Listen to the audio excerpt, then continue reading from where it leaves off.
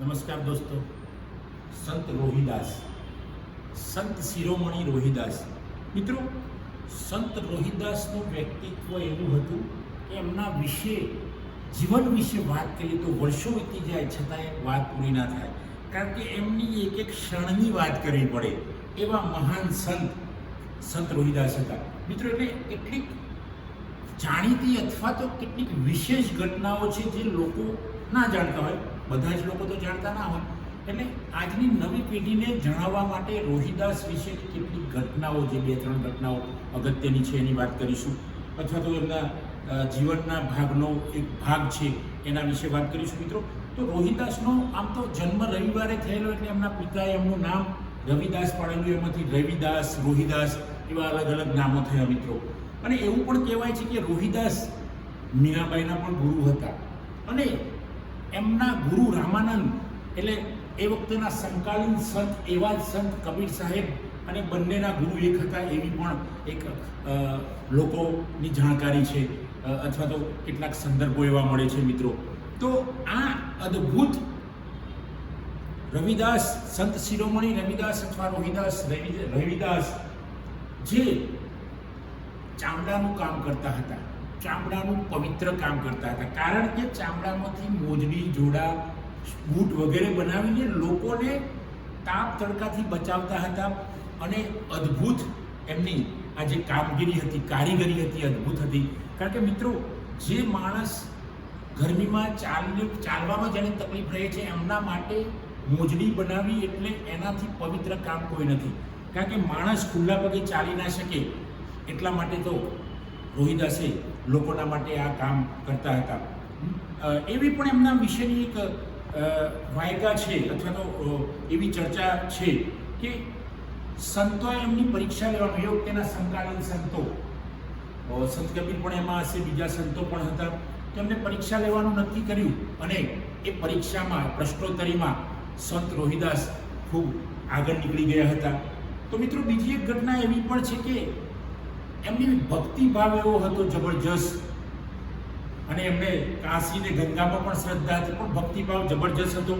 તો એવું પણ, એવી વાર્તાઓ પણ છે ને, એ ઘટનાઓ પણ ઘણી જગ્યાએ ટાંકેલી છે કે રોહિદાસને ભગવાન ખુદ આવ્યા અને એમને પારસમણી આપ્યું. ભગવાન કોઈ સાધુના વેશમાં આવ્યા અને એને પારસમણી આપ્યું, કારણ કે પારસમણી એવી વસ્તુ હતી કે જે લોખંડને અડકે તો લોખંડમાંથી સોનું બની જાય. તો મિત્રો, એ રોહિદાસે પારસમણી પેલા સાધુના કહેવાથી લઈ તો લીધું, એનો અનાદાર ન થાય માટે, પણ એ પારસમણી એમને એમના ઝૂંપડીના લગાડી રાખ્યું. વર્ષો પછી પેલા ભગવાન એટલે કે સાધુ જે હતા એ આવે છે અને કીધું કે ભાઈ, તું તો કેમ હજુ ગરીબ ને ગરીબ છે? તો એવું કહે છે કે પારસમણી તો મેં અહીંયા ખોસેલું છે, મારે કોઈ જરૂર નથી. મિત્રો, તો આવા મહાન સંત રોહિદાસ વિશે જાણવું આપણે જરૂરી છે, કારણ કે આમણે સમાજ સુધારણાનું ખૂબ અગત્યનું કામ કરેલું. એ વખતે જ્ઞાતિ, જાતિ, ધર્મના ભેદભાવો દૂર કરવાનું સંત રોહિદાસે કામ કરેલું. લિંગ ભેદ પણ, સ્ત્રી અને પુરુષના જે ભેદ હતા એ વખતે લોકોને સમજાવતા હતા રોહિદાસ. કારણ કે તમે વિચારો કે આજે પણ જ્યાં જ્ઞાત, જાત, ધર્મના ભેદ છે, લિંગના ભેદ છે, તો એ વખતે તો કેટલા ભેદ હશે. એવા સમયમાં પણ સંત રોહિદાસે જબરજસ્ત કામ કર્યું હતું.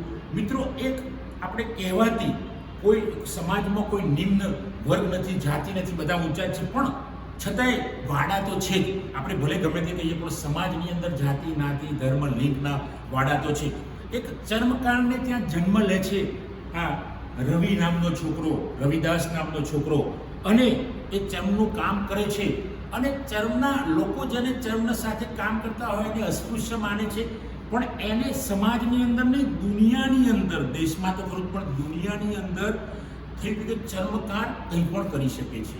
કે એક અસ્પૃશ્ય જ્ઞાતિમાં જન્મેલો માણસ કે જેને ભગવાન પણ પારસમણી આપવા આવે છે, અને છતાં પણ એ પારસમણીનો ઉપયોગ એ સંત નથી કરતા, અને સમાજને, આખા દેશ દુનિયાને બતાવી દે છે કે ભાઈ, ચર્મકાર પોતાની મહેનતથી કમાશે, જે મળશે એમાંથી ખાશે, કોઈ આપેલી, દાનમાં આપેલી, ભેટમાં આપેલી વસ્તુનો ઉપયોગ કરીને જીવન ચલાવવું નથી, એવું ખાસ પુરવાર કર્યું. તો મિત્રો, મારે આજની નવી પેઢીને સંત શિરોમણી રોહિદાસને ટાંકીને કહેવું છે કે જો એક ગરીબ, સાવ ગરીબ એવા માણસ અને સાવ ગરીબના ઘરે અસ્પૃશ્ય જ્ઞાતિમાં પણ જન્મ થયેલો એવા ચર્મકાર રોહિદાસ ખૂબ આગળ નીકળી ગયા. આજે પણ વર્ષો પછી એમના પણ ઘણા બધા સંશોધનો થયા છે, ઘણા લોકોએ PhD કર્યું છે, એમના ઘણા બધા ભજનો પણ પ્રચલિત છે. તો મિત્રો, નાત જાત ધર્મને કંઈ લેવા દેવા નથી. માણસ જે ક્ષેત્રમાં મહેનત કરશે એ ક્ષેત્રમાં ખૂબ આગળ આવશે. મિત્રો, આપ પણ રોહિદાસને જાણો એટલે એમણે થોડી ઘટનાઓ ટાંકી છે. તમે પણ આગળ જાઓ, મહેનત કરો. મહેનત કરનારને કોઈ નાત જાત ધર્મ દેશ કંઈ નડતું નથી, લિંક નથી નડતી, કોઈ વ્યક્તિઓ એને નથી નડતા. તો દોસ્તો, યુવાનો, આપ પણ રોહિદાસની જેમ ખૂબ આગળ વધો, આપ મહેનત કરો, આપના ક્ષેત્રમાં આગળ જાઓ એવી શુભેચ્છાઓ. મિત્રો, આ મારો વિડીયો સારો લાગ્યો હોય તો એનો ખૂબ પ્રસાર કરજો. થેન્ક યુ વેરી મચ દોસ્તો. જય હિન્દ, જય ભારત.